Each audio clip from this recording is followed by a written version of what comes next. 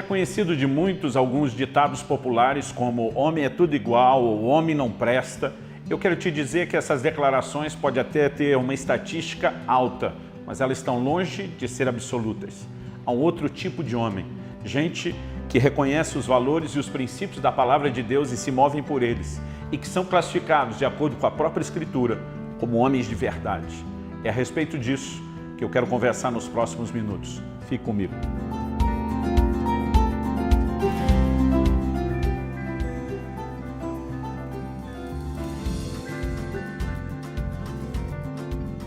No livro de Êxodo, no capítulo 18 e no versículo 21, nós temos uma conversa entre Jetro, o sogro de Moisés, e o próprio Moisés, esse grande líder de Israel, um homem que Deus levantou e chacoalhou a sua geração.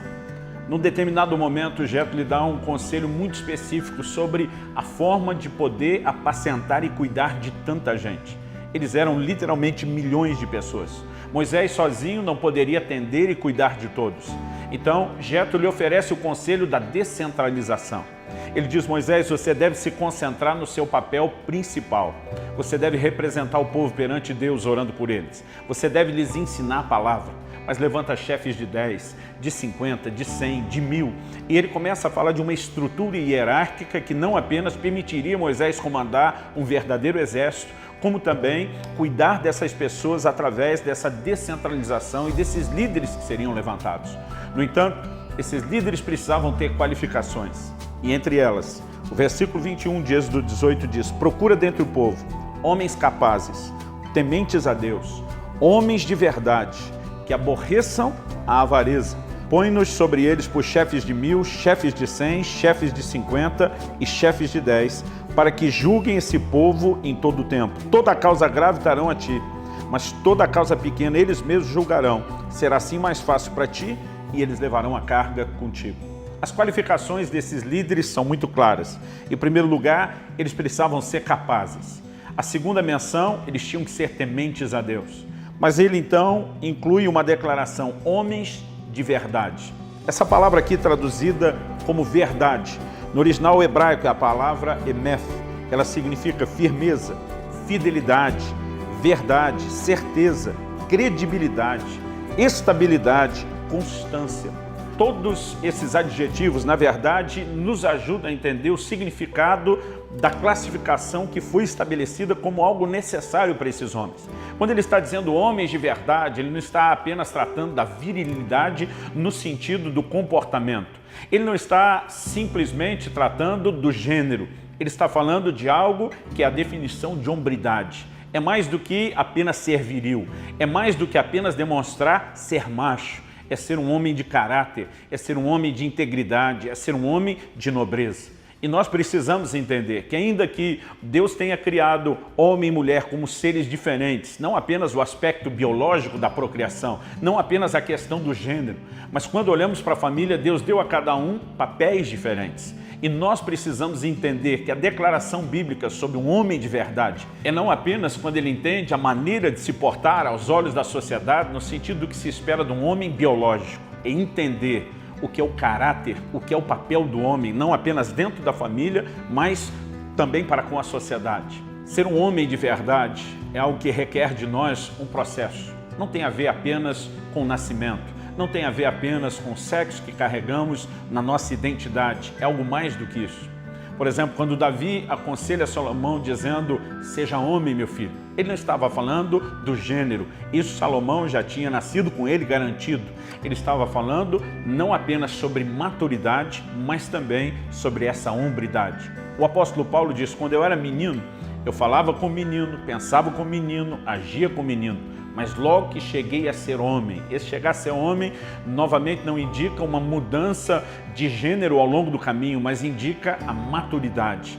E há duas coisas que nós precisamos entender quando falamos de hombridade. Se uma delas é maturidade, a outra é o nosso papel. Eu me lembro quando garoto, de ver meu pai, por exemplo, fazendo a barba e olhar para mim como menino sem pelo nenhum no rosto, e eu olhava para aquilo como um sinal de que a maturidade, pelo menos biológica, teria chegado. Esperei por muitos anos poder começar a fazer a barba.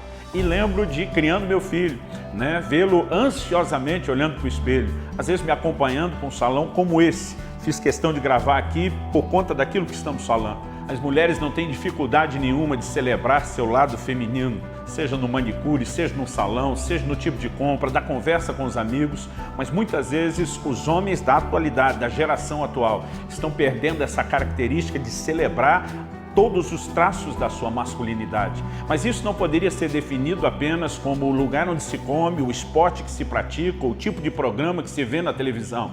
Nós precisamos entender que celebrar vai muito além de entender esses aspectos naturais. Na perspectiva bíblica, é encarnar, por assim dizer, o homem que Deus espera que nós sejamos, um homem de verdade, um homem de credibilidade, um homem de firmeza, um homem de confiança. Quando Deus criou o homem e o estabeleceu no jardim, Ele deu especificamente ao homem duas responsabilidades. A Bíblia diz que Deus o colocou no jardim para o lavrar e para o guardar. Vou deixar o lado guardar, que envolve o aspecto protetor do homem, fora da conversa de hoje, e vou me concentrar no lado lavrar, trabalhar, que fala do aspecto do homem como provedor. Eu sei que nós temos vivido mudanças na sociedade. Há mulheres que têm uma autonomia e eu acredito que isso é louvável. Elas têm condições de sustentarem a si e às vezes a própria casa. Estão crescendo no mercado de trabalho, no seu reconhecimento, no seu salário e a gente fica feliz que isso esteja acontecendo.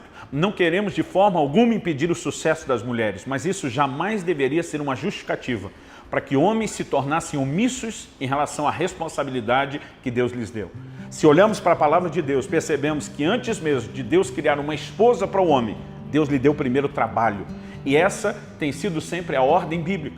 O livro de Provérbios nos faz a mesma declaração. No capítulo 24, no verso 27, nós lemos: cuida dos teus negócios lá de fora, apronta a tua lavoura no campo e depois edifica a tua casa. Edificar a casa aqui não é construir o lugar da habitação física. Fala a respeito de constituir família. Deus está de novo dizendo ao homem, antes de se casar, antes de formar a sua família, garanta o cuidado dos teus negócios e da tua lavoura, do teu próprio sustento. Eu olho hoje em dia para uma garotada que está empolgada em casar e formar família, sonhando alto com essas coisas, mas fazendo muito pouco a respeito da sua profissionalização, entendendo muito pouco a respeito da sua responsabilidade. Para ser um homem de verdade na perspectiva bíblica, não é apenas a virilidade que você aparenta, não é se você é alguém rude ou fala grosso, não é se você tem a barba grande ou não. O homem de verdade é quando você entende o lugar onde Deus te estabeleceu e como você deve funcionar. Isso começa por entender o nosso papel como provedor, de saber que temos que cuidar da nossa família e temos que nos doar por ela. Aliás, a Bíblia diz, se alguém não cuida dos seus, negou a fé, e é pior do que o incrédulo. E o cuidado ali é sustento material. Homem nenhum deveria negligenciar o sustento da sua casa. Homem nenhum deveria deixar de se doar pela sua família. E essas características estão simplesmente sumindo. Agora, um homem de verdade, ele entende que é o cabeça do lar. Ele entende que Deus o estabeleceu numa posição de governo. Agora, isso não significa que ele confunde autoridade com autoritarismo. São coisas completamente diferentes. O apóstolo Pedro, escrevendo aos presbíteros, que eram os responsáveis pelo governo da igreja, diz que eles não deveriam ser dominadores do povo. Ou seja, você governa servindo, não dominando. O governo da casa não é diferente. Quando alguém tem que levantar a voz e gritar, quem manda aqui sou eu, é porque provavelmente já perdeu a sua autoridade. Sua autoridade, ela jamais deveria se expressar pelo volume da sua voz, mas por você ser aquele que mais luta pela família, o que mais está disposto a servir. Por exemplo, a mesma Bíblia que ensina a mulher ser submissa ao homem porque ele está numa posição de autoridade, ensina o homem a honrar a sua esposa como vaso mais frágil. Nós precisamos entender que o homem de verdade entende a forma correta de tratar a sua esposa. A palavra de Deus nos mostra que Jesus é o espelho, que a forma como ele amou e se doou à igreja é exatamente essa como nós devemos tratar as nossas esposas. Virilidade não tem absolutamente nada a ver com grosseria, são coisas distintas. Colossenses 3,19 diz, maridos, não trateis as vossas esposas com aspereza. Ser homem de verdade não é o tom de voz, nem a maneira como você fala com ela. É o quanto você a ama, é o quanto você a honra, é o quanto você luta pelo sustento dela e dos seus filhos, é o quanto você se doa. É, antes de mais nada, ser um exemplo. Quando a Bíblia fala do homem como cabeça, está falando dele como líder. Interessante que alguns homens querem ser o líder da sua própria casa só no sentido natural. Mas na hora de buscar a Deus, Eles praticamente terceirizam isso para suas esposas. Ler a Bíblia, orar, é coisa de mulher. Buscar a Deus, estar na igreja, é coisa talvez para os filhos. E se você quer de fato ser esse homem de verdade, você tem que entender que ser a cabeça é liderar. E liderar é o que nós fazemos pelo exemplo.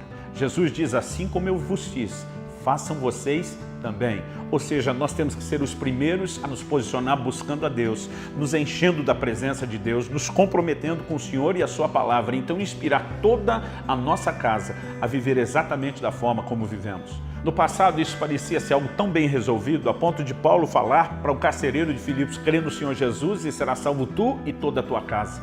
Normalmente, quando um homem se posicionava em Deus, ele sabia que usaria o seu poder de influência, a sua autoridade, o seu poder de governabilidade na casa para trazer toda a casa praticando a mesma fé. Hoje em dia nós temos homens que querem a salvação da sua mulher e dos seus filhos, mas fazem pouco pela sua própria fé e inspiram muito pouco a próxima geração porque não se dedicam ao Senhor como deveriam.